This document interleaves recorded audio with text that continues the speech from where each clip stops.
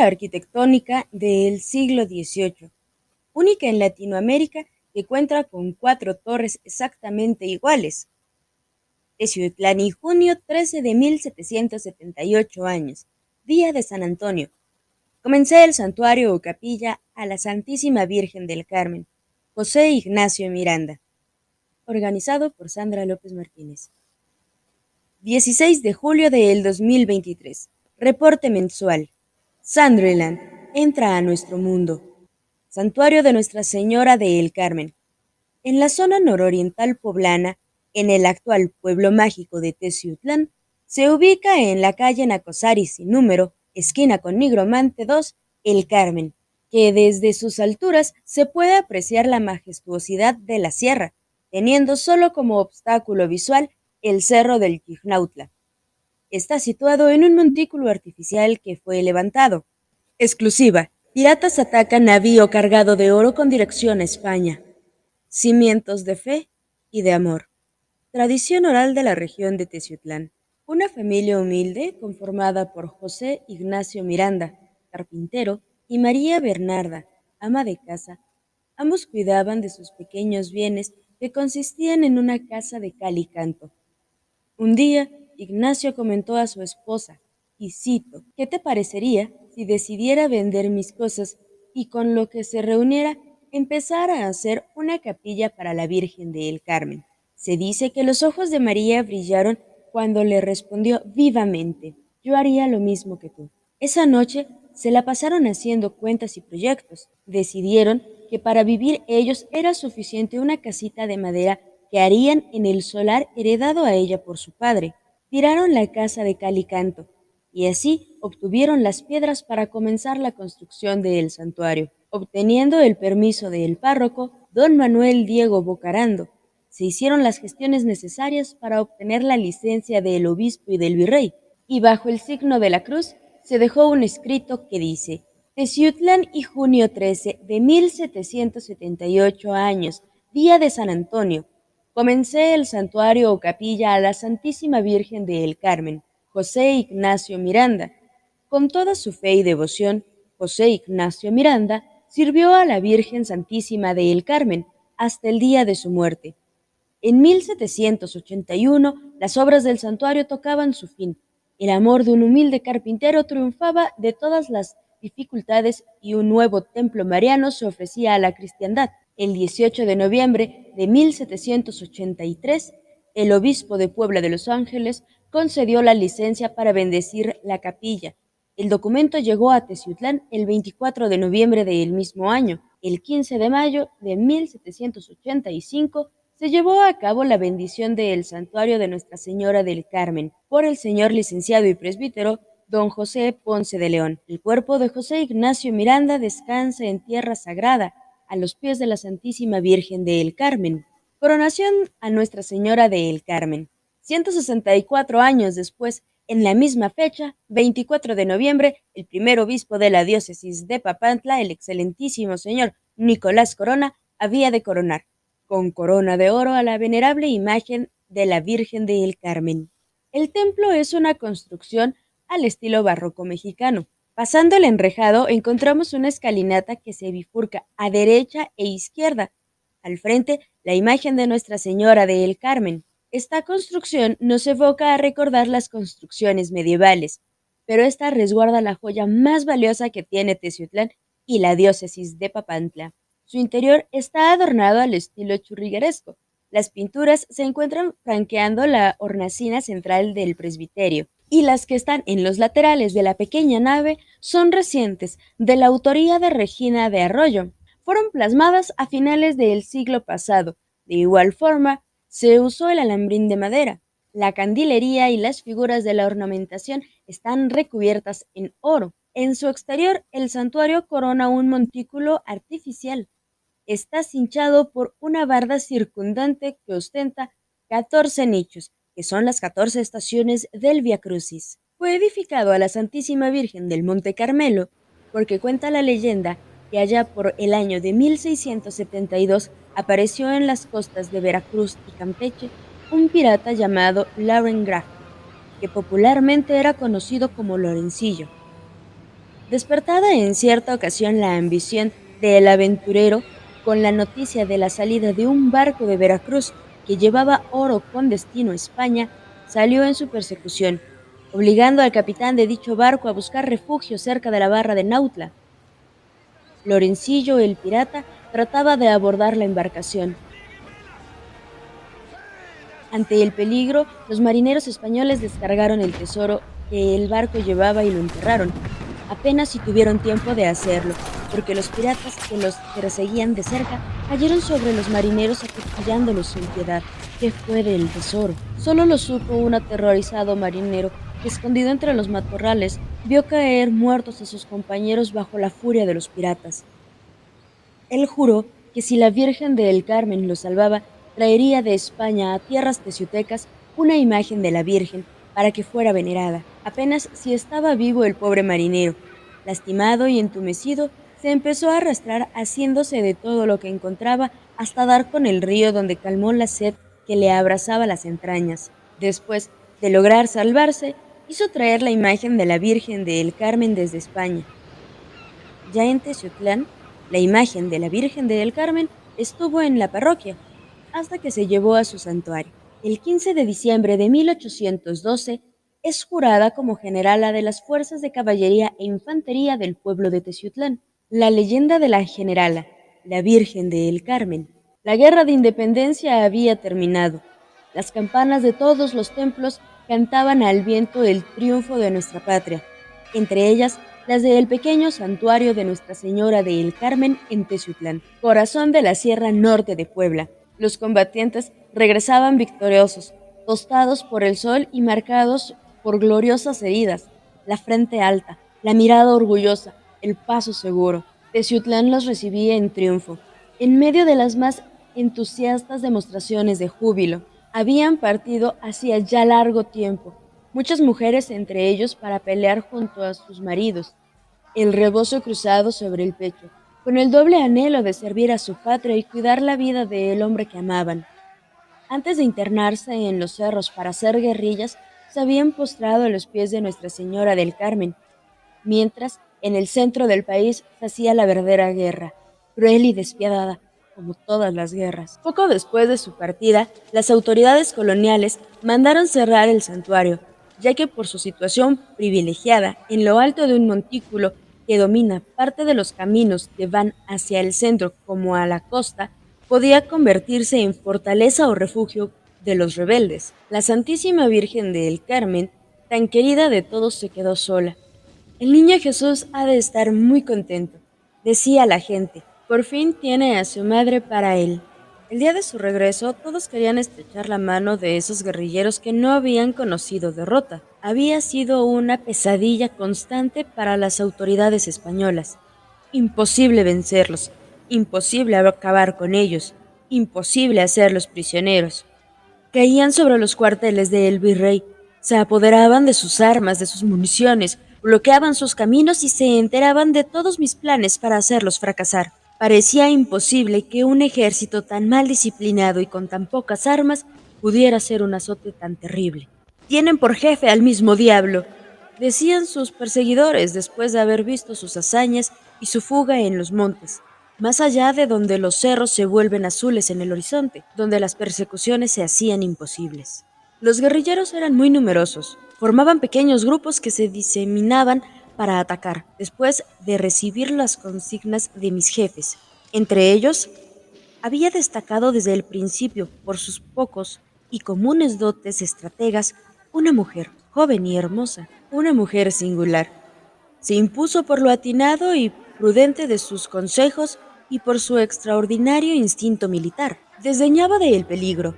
Siempre se le veía en primera fila, con la sangre fría y admirable, en medio del combate, con un vestido café y sus largas trenzas despeinadas por la batalla. Era como el símbolo del valor. Su sola presencia los animaba a pelear hasta el heroísmo. Sin embargo, ella nunca llevaba armas, ni fusil, ni machete, nada. Dirigía el combate como nadie, pero no le gustaba matar. Su osadía le costó cara. Por 2 veces fue herida, una gravemente en la cabeza, cerca de la sien, y la otra en la mano, en el dedo meñique. ambas veces por la bala de un fusil. Le quedaron bien claras y visibles las dos cicatrices. El día de la llegada de los excombatientes, los grupos se congregaron ante el santuario que los había visto partir y que acababa de abrir sus puertas para recibirlos. Con bullicio de campanas y el solecito abrasador de una mañana espléndida, todos iban llegando, pero nadie encontraba a la que había sido su jefe. ¿A qué grupo pertenecía? ¿De quién era mujer? Nadie lo sabía. Cada grupo pensaba que era de algún otro, y ahora que todos se reunían, nadie la encontraba.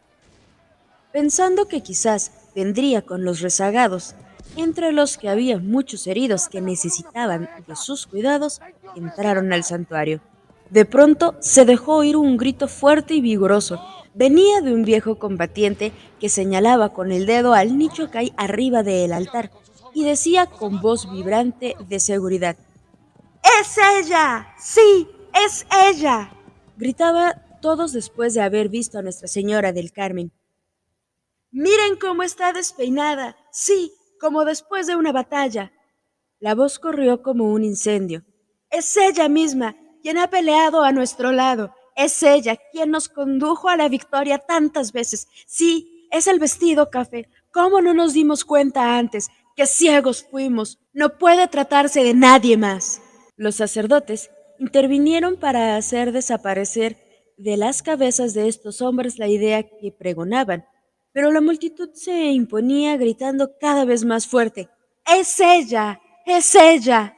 En eso, un muchacho que había trepado al altar para ver más de cerca la imagen gritó, presa de la más viva emoción: ¡Miren las cicatrices! En efecto, tanto en la sien como en el dedo tenía las cicatrices hechas por el arma de fuego que todos conocían. Dice después, cuando los valientes patriotas fueron condecorados, ella recibió, en una ceremonia oficial, única en los anales de la cristiandad de México, la banda roja y el bastón que la acredita como generala en jefe del ejército de estas tierras, por méritos en campaña. Mientras los tambores redoblaban y los clarines se escuchaban con un toque marcial, a la vez que todo un pueblo la aclamaba hasta el delirio, jurando honrarla como su generala, aunque pasaran años y siglos. Ahora que de esos tiempos solo nos queda el recuerdo, nos preguntamos, al ver a la Virgen del Carmen, tan contenta de portar las insignias de su alto grado militar, si a veces el incienso no le recuerda el humo de la pólvora. Puebla, Puebla, julio 26 de 1960. Gloria Álvarez de Torres. La Virgen del Carmen protagonizó varios eventos históricos en la ciudad. Uno de ellos fue ocupada como símbolo de valor y unidad por la Guardia Nacional Teciuteca, agrupación de hombres y mujeres valientes que hicieron frente a las tropas francesas y belgas enviadas por Austria para tomar el norte de Puebla, siendo derrotadas en el año de 1865 en el barrio de Calcahuaco, hoy barrio de Francia.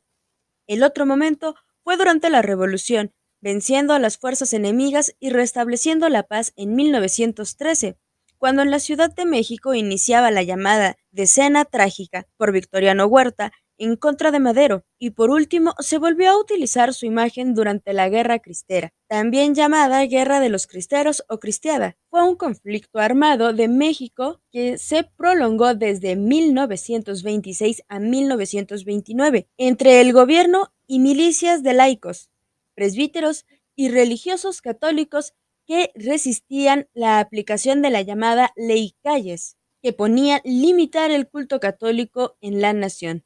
Su imagen, junto a la del Santísimo, fue resguardada en una vivienda particular secretamente custodiado en el barrio de Chignahulingo. Gracias a estas acciones se evitó su destrucción. En 1923 se hicieron trabajos de retoque y detalle en el santuario de El Carmen, ordenados por el que en ese momento fungió como capellán, el presbítero Federico Escobedo, también conocido como Tamiro Miceno. Estuvo a cargo de 1921 a 1925. Celebración de las fiestas carmelitanas del mes de julio en el santuario de El Carmen.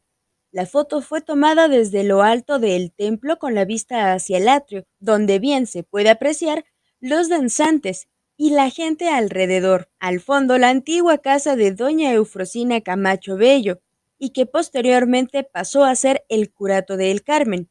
Es la imagen más antigua que se conoce acerca de esta hermosa tradición. El 20 de junio de 1958 se funda la Guardia de Honor de Nuestra Señora del Carmen, por iniciativa del señor cura Arturo Jiménez Méndez.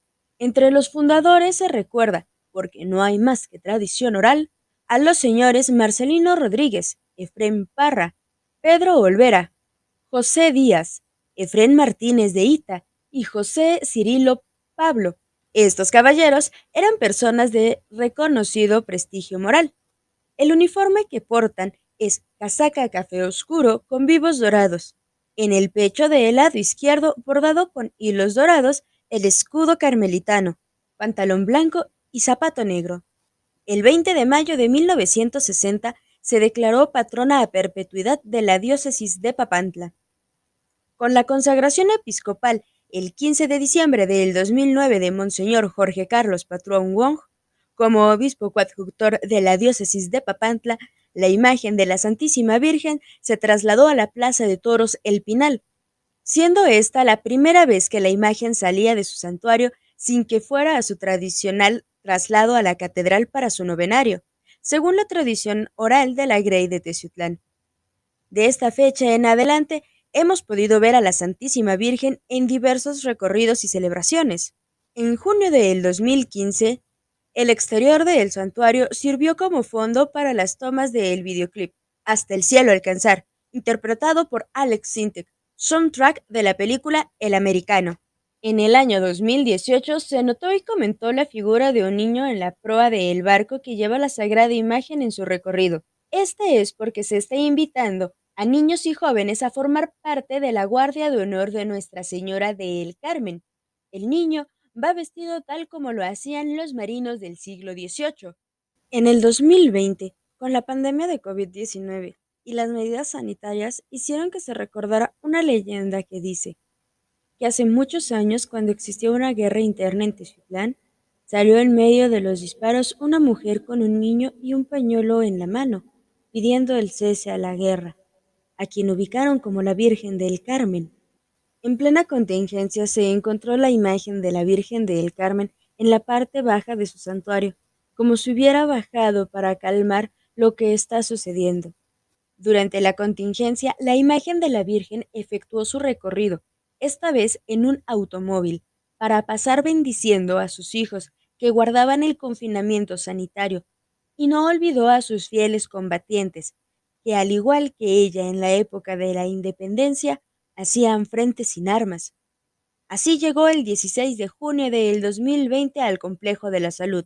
Como la madre que es, fue a cuidar y consolar a sus hijos enfermos, a los hijos que buscaban su regazo para sentirse confortados. Por el 75 aniversario de la coronación pontificia de la Virgen de El Carmen en la Catedral de Teciutlán, sede episcopal de la diócesis de Papantla, se llevó a cabo un programa especial, teniendo un recorrido por las calles de Teciutlán hasta la catedral, junto a las reliquias de San Rafael Guízar y Valencia. El mismo día retornó a su santuario. Significado de la danza de los Santiagos de Mexcalcuautla. La danza de los Santiagos es una danza guerrera que tiene su origen en la época colonial y es traída por los misioneros católicos españoles a nuestro país. Más adelante se fue extendiendo por varios estados de la República y de allí a los pueblos y barrios más apartados. Esta danza es relacionada con la danza de los moros y cristianos, en la que los españoles quisieron dar a conocer que el apóstol Santiago Caballero encabezó la lucha española contra los moros durante mucho tiempo. Con este argumento demostraron la fuerza del Imperio Católico, que era capaz de destruir el mal. Esta danza tiene un significado meramente religioso y hace referencia a la lucha entre el bien, que es representado por Santiago Apóstol, y el mal, representado por los Pilatos, donde al final del combate, Santiago Apóstol destruye a los Pilatos. quedando como triunfador el bien sobre el mal. En la Junta Auxiliar de Mexcalcuautla se adopta esta danza desde hace aproximadamente 3 siglos, y con ella muestran una visión al mundo que les rodea. Es un momento histórico, el cual les sirve como enlace entre el pasado y el presente. Esta danza es la que va iniciando las procesiones de la Santísima Virgen del Carmen. Estrofas del himno a la Virgen del Carmen.